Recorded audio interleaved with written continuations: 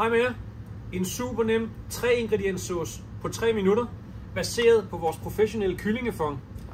1 liter, og så lidt af vores limonesauce granulat her. Så laver vi sådan en kyllinge citronsauce, og så smager vi den til med vores chicken powder, vores kyllingegranulat bouillon her. I stedet for salt og peber, så booster du simpelthen den her kyllingesmag.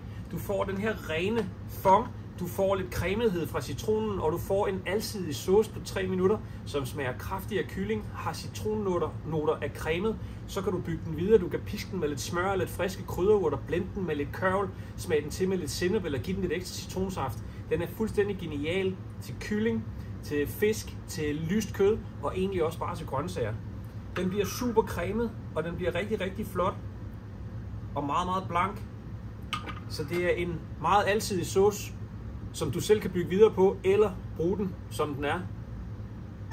Kraftfuld i smagen, rigtig fin, kan bruges til rigtig mange ting. Håber I kaster jer ud i det. God fornøjelse.